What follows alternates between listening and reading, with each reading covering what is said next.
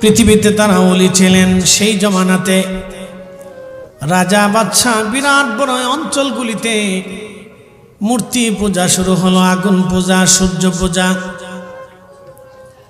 সারা দেশের মানুষ মূর্তি পূজা করে, কিন্তু আমার আল্লাহ 7 জন ওলি, 7 জন যুবকের অন্তর আল্লাহ ঘুরিয়ে দিলেন। এই 7 জন যুবক এক একজন করে মূর্তি পূজা থেকে সরে আসলো। সমস্ত মানুষ মূর্তির সামনে সেজদা দেয়। এক যুবক এক নিরিবিলি জায়গায় এসে চিন্তা করলো, আমরা কেন পাথর বানাইয়া মূর্তি বানাইয়া তাকে সেজদা দিব? আমরা কেন আগুনকে সেজদা দিব? আমরা কেন সূর্যকে সেজদা দিব?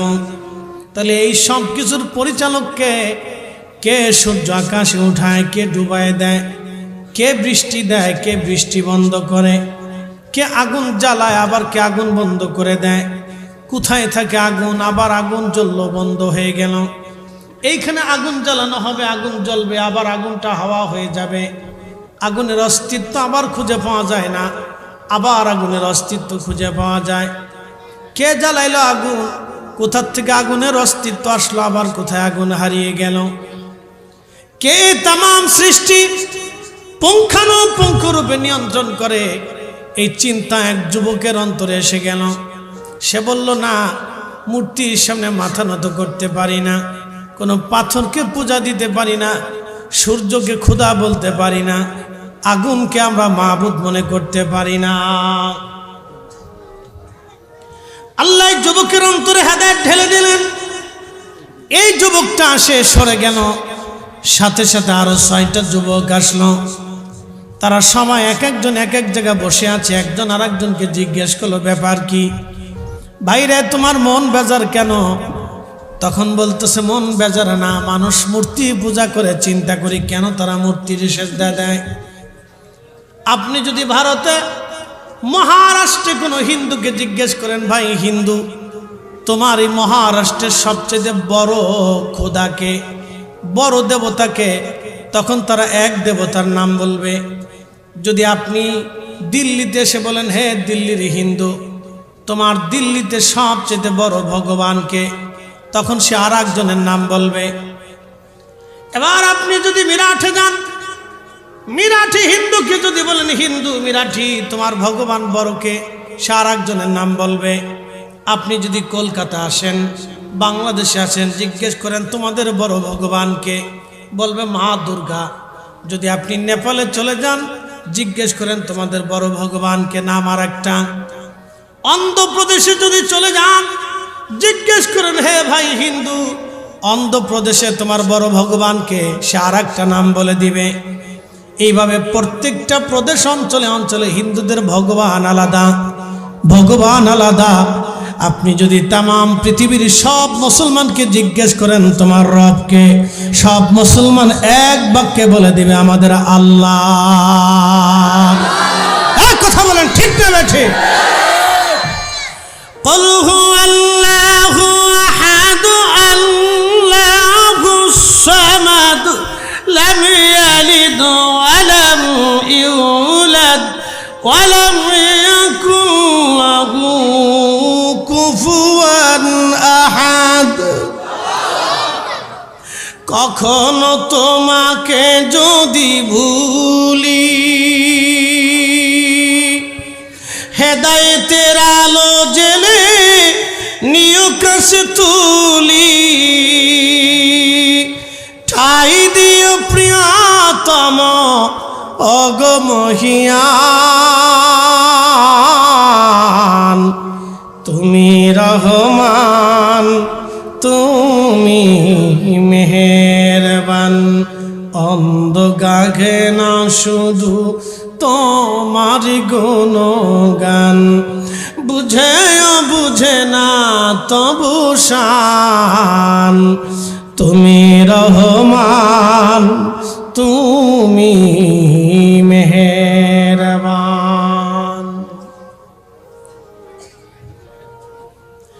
আল্লাহ বলে দিলেন, হাবিব আপনি বলুন আমি আল্লাহ এক।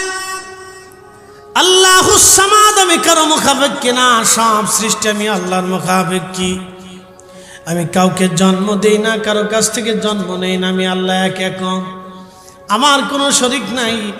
লা শারীকা লাহু ওয়া বিযালিকা উমিরতু ওয়া আনা আউয়ালুল মুসলিমিন।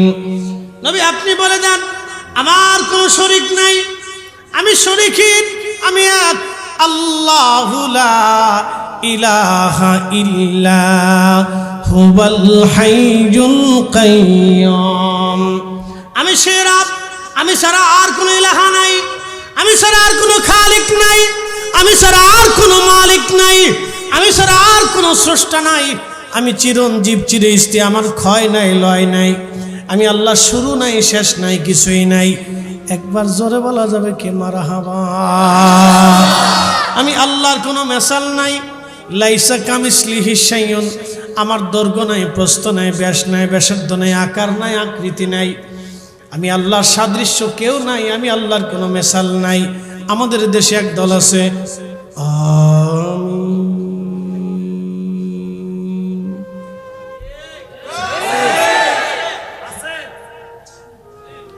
আমিন নিয়ে, তাদের সাথে আমাদের কেন কোনো তেমন ঝগড়া নাই। হেরেমে যা দেখবেন একদল আমিন জোরে বলে, আর একদল চুপ করে থাকে, একদল বুকে হাত বাঁধে, আর একদল নাভিতে বাঁধে, আর একদল ছেড়ে দিয়ে দাঁড়ায়। এটা হচ্ছে সুন্নতের মাসালা। কিন্তু বাংলাদেশে যারা আমিন জোরে বলে তাদের বিশ্বাস আমার আল্লাহর হাত আছে, চোখ আছে, পা আছে, কান আছে, নাক আছে, আল্লাহর সাদৃশ্য আছে, আল্লাহর দেহ আছে। এই আকীদা প্রথম আবিষ্কার করেছিল ইবনে তাইমিয়া। ইবনে তাইমিয়ার বাড়ি হচ্ছে বর্তমান সিরিয়ার দামেস্ক।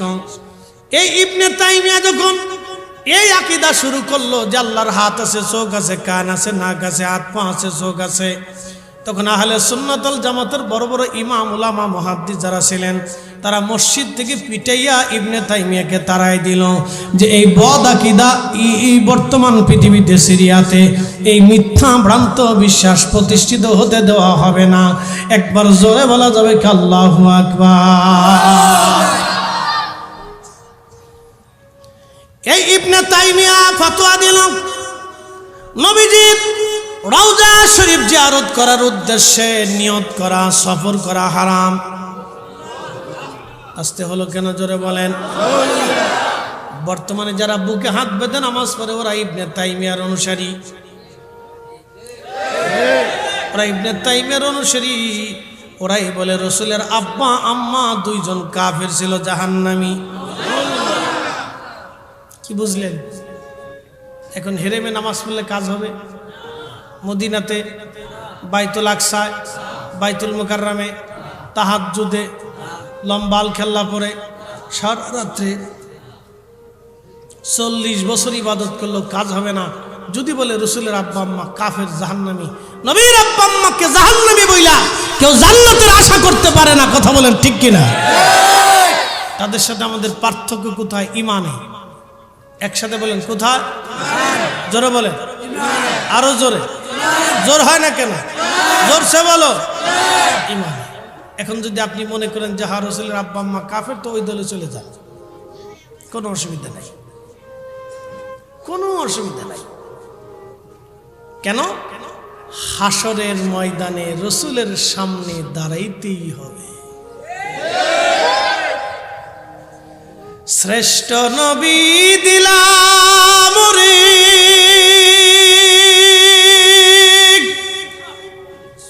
তোরে নিতে রোজা হাসরে, ঠিক না? মুসল্লি ঠিক আছে?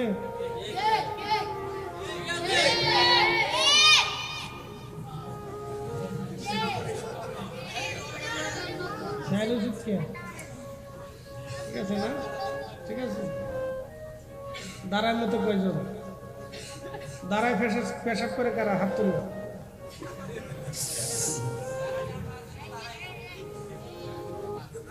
দাঁড়ার মতো তো ঠিক আছে। মুসল্লি করা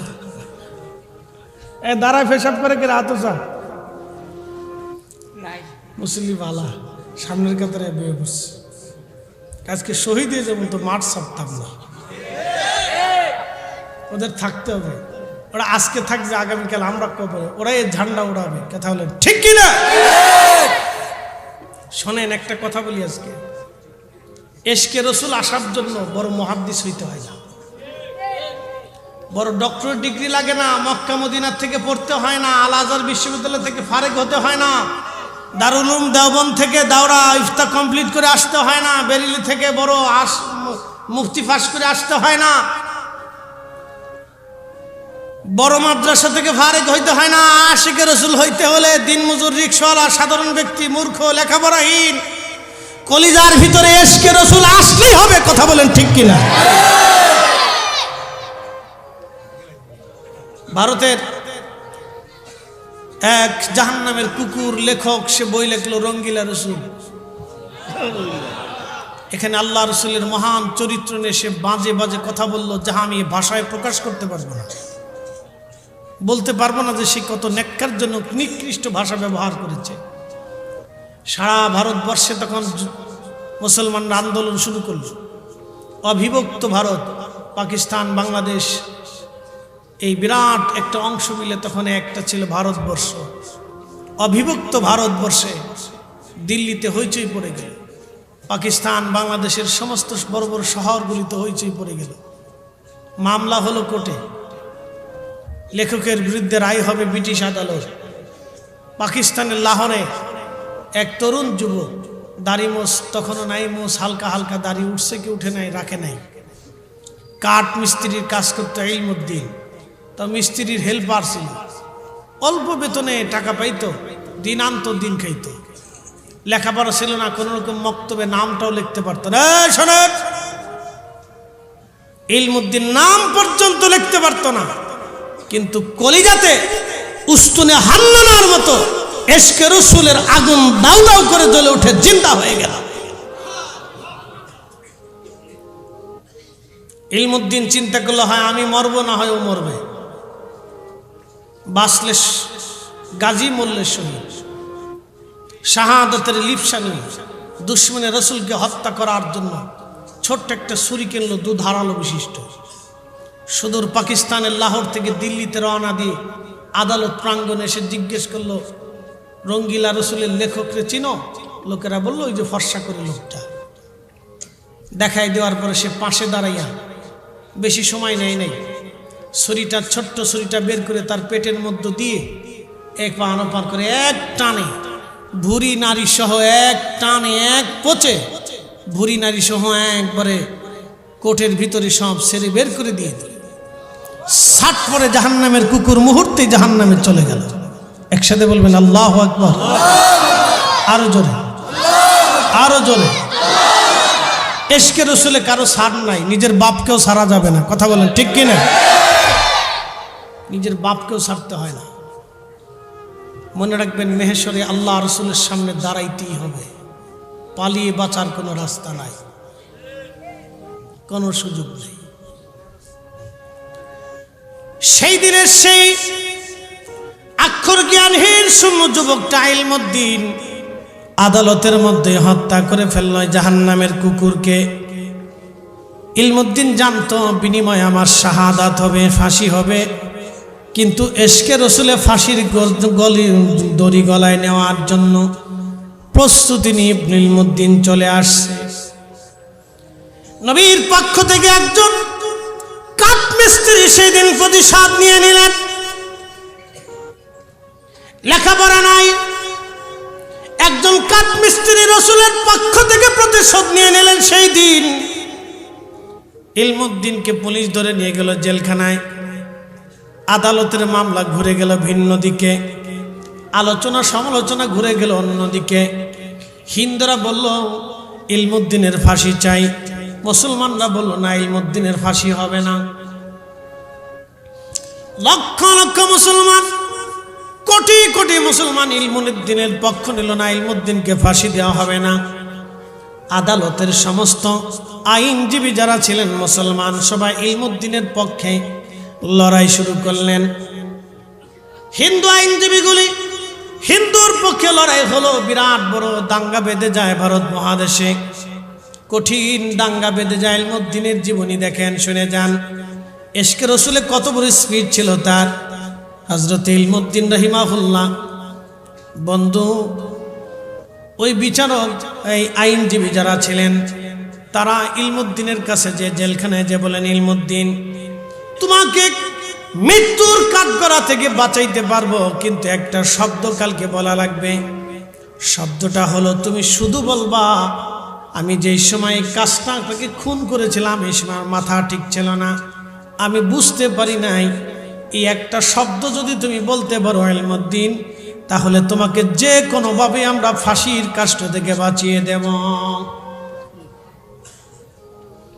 কিন্তু ইলমুদ্দিনের ইচ্ছা তো বেঁচে থাকা না, ইলমুদ্দিনের ইচ্ছা তো শহীদ হওয়া।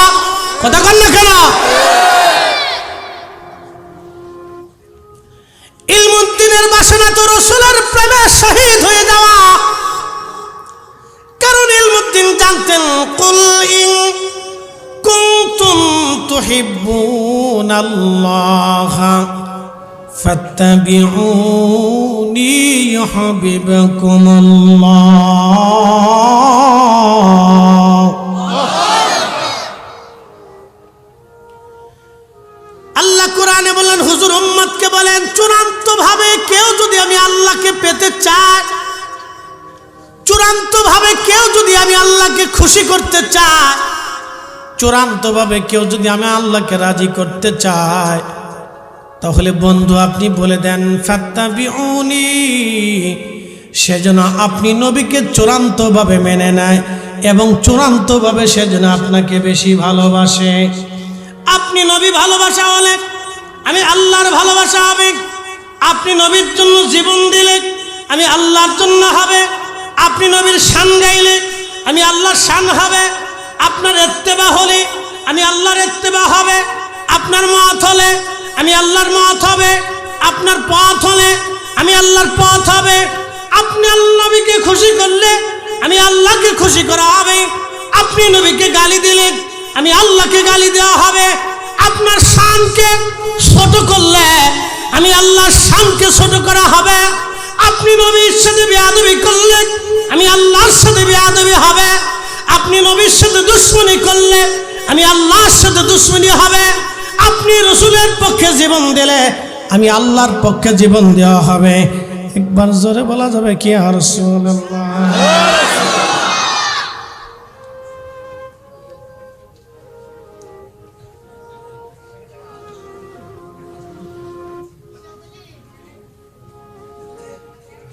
কিরে জিমাসকে উল্টি মুরগির মতো জিম দেওয়া যাবে না আজকে। কথা ক্লিয়ার? একসাথে বলুন আল্লাহু আকবার। এই জন্য আমরা সুন্নিরা নবী নবী করি, আর হেরা আমরা বেদাতি বেদাতি কয়। ও সাদার বেদাতের ভেতর গোষ্ঠী কিলাই কি কথা কর না কেন?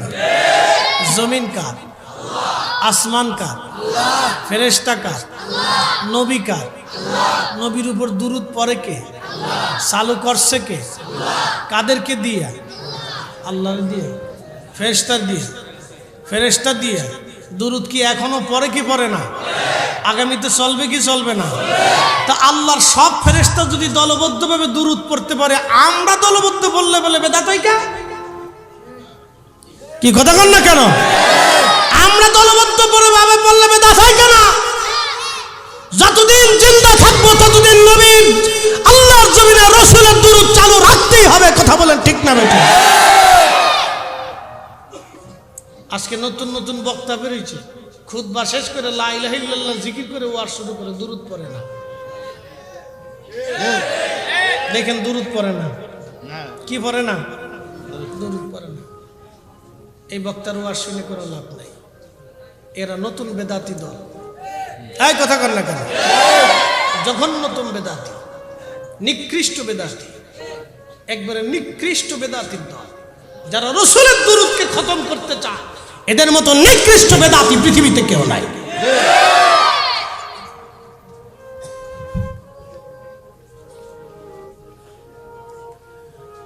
শোনা যাবেন হবিগঞ্জবাসী, অলিপুরবাসী, আদালত বসলো পরের দিন।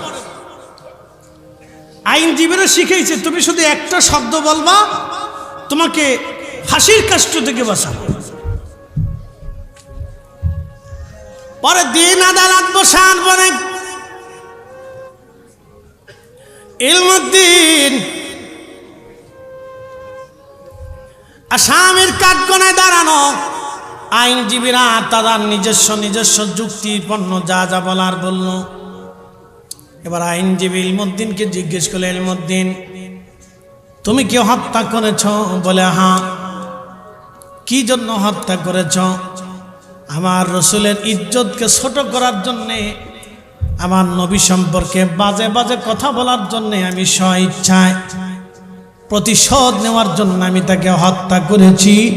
একবার জোরে বলা যাবে কে মারহাবা। ত্রিভুবনের প্রিয় মুহাম্মদ এলো রে দুনিয়ায়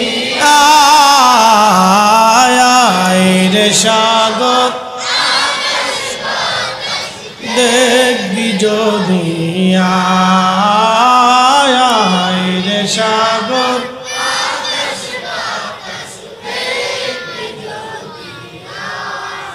ধুলির ধারা বেহেশত আজ জয় করিল দিল রে লাজ। আজকে খুশির ঢল নেমেছে ধূসর সাহারায় রে সাগর দেখবি যদি রে সাগর।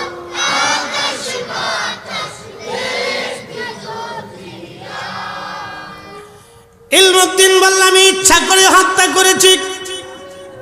উকিলরা স্তব্ধ হয়ে গেল। আমরা বুঝাই আসলাম কি, আর ইলমুদ্দিন বললটা কি? সমস্ত আদালত প্রাঙ্গণ নীরব। বিচারক রায় দিবেন। তিনি রায়ের মধ্যে লিখলেন, আসামি নিজস্ব উক্তিতে স্বীকারোক্তি করার প্রেক্ষিতে আসামি ইলমুদ্দিনকে ফাঁসির কাষ্টে ঝুলিয়ে মৃত্যুদণ্ড কার্যকর না করা পর্যন্ত ফাঁসিতে ঝুলিয়ে তাকে মৃত্যুদণ্ড কার্যকর করা হোক। রায় হয়ে যাওয়ার পরে লক্ষ লক্ষ হিন্দুরা আনন্দ মিছিল, লক্ষ লক্ষ মুসলমানরা প্রতিবাদ মিছিল শুরু করলো।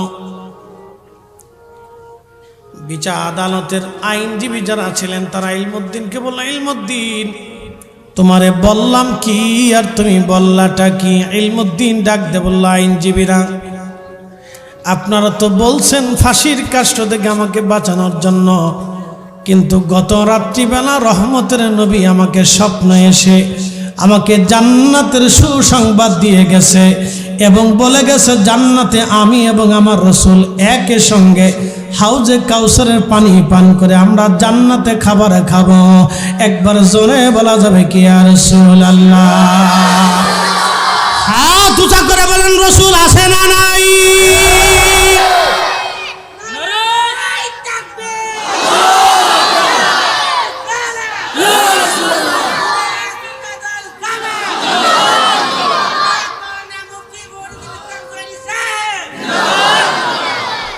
এই বঙ্গেতে এখন একজন ইলমুদ্দিনের বড় প্রয়োজন হয়ে গেছে। কথা বলেন ঠিক না বেঠে?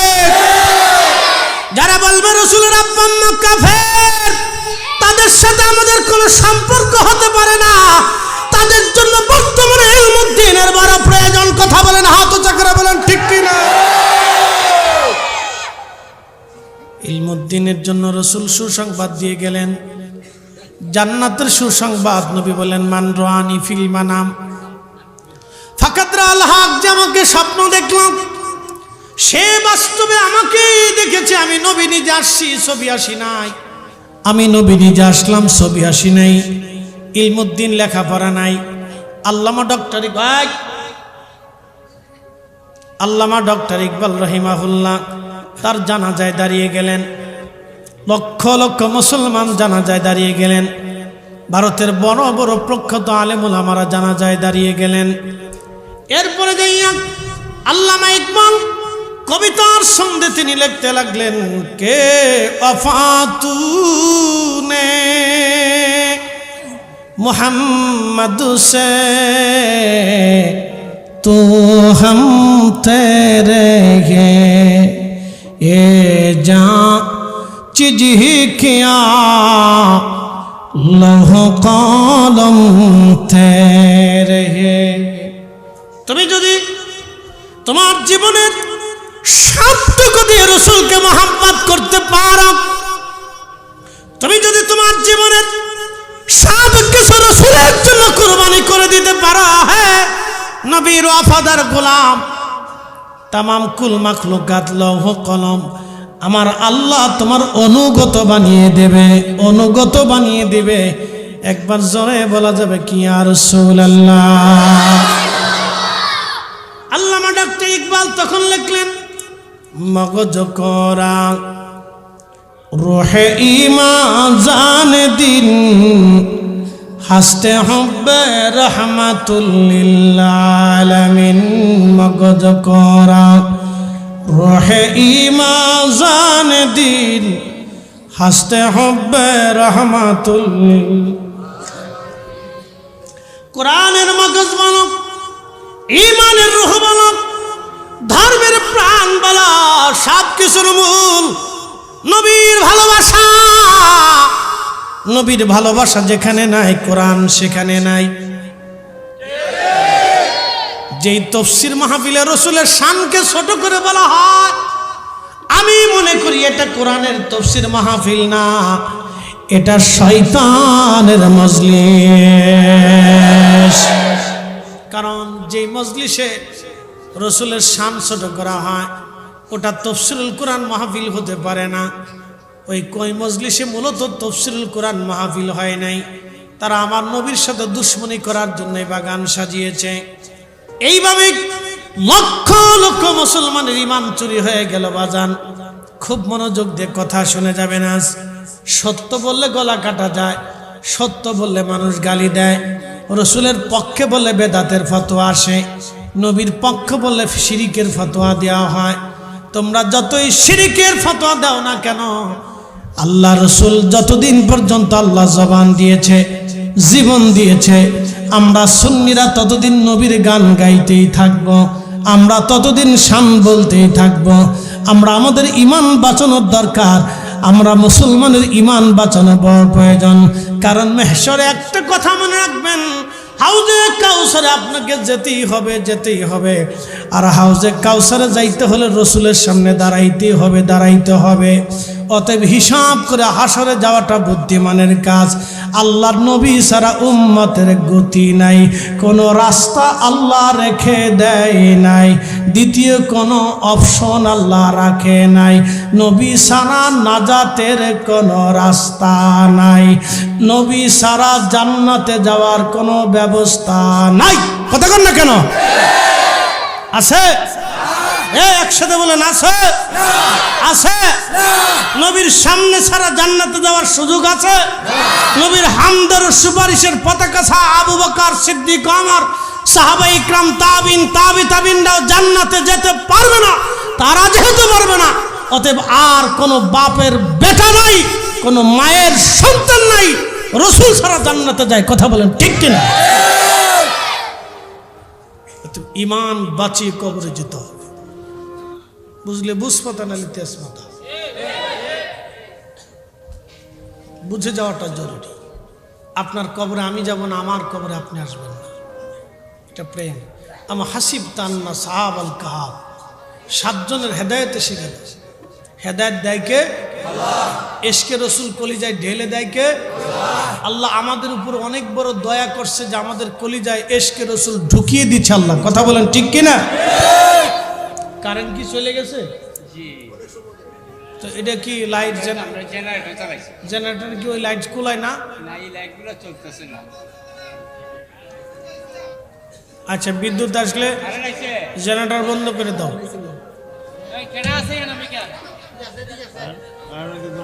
একটু জবান খুলে দুরূদ শরীফ আল্লাহুম্মা সাল্লি আলা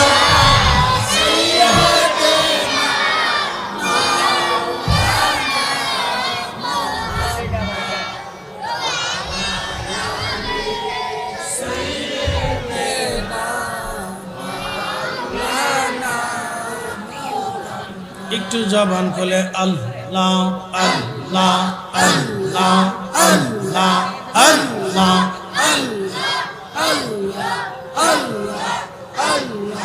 সালাত সালাম গোয়া মার দুরুদ সালাম গো খাম্বা আসে গো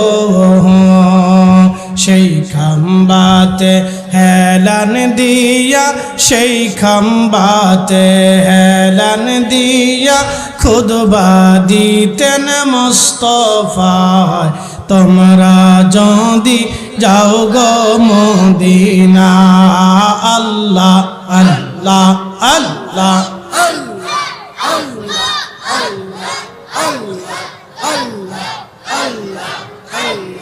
সালাতু সালাম গো আমার দুরুদ সালাম গো আমার কইও নবী মুস্তাফায় তোমরা যদি যাও রে মদিনা আল্লাহ আল্লাহ আল্লাহ আল্লাহ আল্লাহ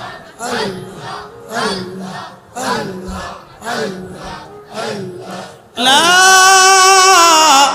ইলাহা ইল্লাল্লাহ বাইরে মাইক চলো না মানে দেখো মুহাম্মাদুর রাসূলুল্লাহ সাল্লাল্লাহু আলাইহি ওয়াসাল্লাম বাইরে সুইচটা ভালো করে দাও সবকটা চালাই দাও কোনোটা যাতে বন্ধ না থাকে দেখো জলি বলি মারহাবা এই সাতজন যুবকের হেদায়েত এসে গেল সাতটা যুবক একবারে মূর্তি পূজা থেকে আলাদা হয়ে গেল মূর্তি পূজা থেকে আলাদা হয়ে যাওয়ার পরে তারা সাতজন ওইখানে দাঁড়ায় আজান দিল আজান দিয়ে তারা নামাজ শুরু করে দিল জোরে বলা যাবে কি মারহাবা কি শুরু করলো জোরে বলেন এবার আসতে কইতেছেন জোরে বলেন আরো জোরে নামাজ কি জোরে বলেন মসজিদ কেন মসজিদ কেন জামাতে নামাজ পড়তে হবে নামাজ প্রতিষ্ঠিত করার জন্য মসজিদ কথা বলেন ঠিক কিনা ইন্না আউওয়ালা বাইতিন উদিআ লিন-নাসি লাল্লাযী বিবাক্কা লাল্লাযী বিবাক্কাতা মুবারাকান হুদাল লিল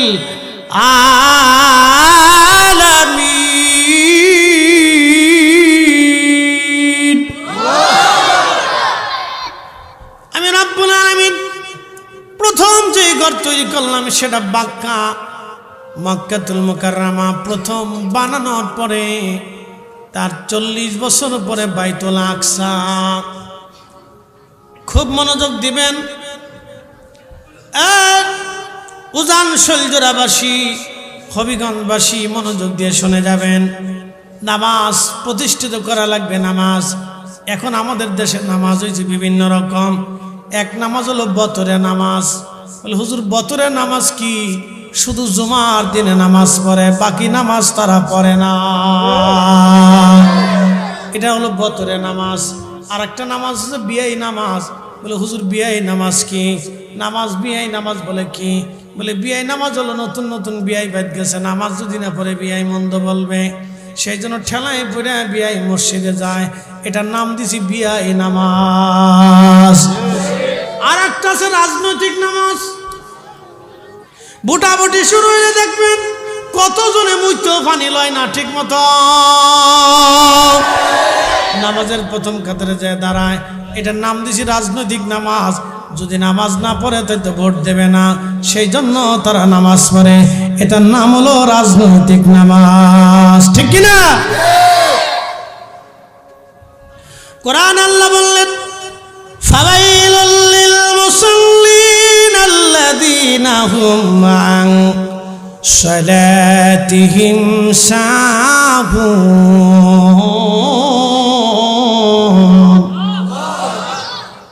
রব্বুল আলামিন বললেন আমার রব আমার আল্লাহ রব্বুল আলামিন বললেন হে আমার বান্দারা তোমরা লোক দেখানো নামাজ পড়ো না মানুষ দেখানো নামাজ পড়ো না, কারণ মানুষ দেখানো নামাজ যদি তোমরা পড়ো তাহলে তোমাদের জাহান্নাম ছাড়া আর কোনো রাস্তা নাই। যারা মানুষ দেখানোর জন্য নামাজ পড়ে নামাজের মধ্যে শিরিক ঢুকে। আমি আমার মসজিদে জুমা পড়াই 4 থেকে 5 হাজার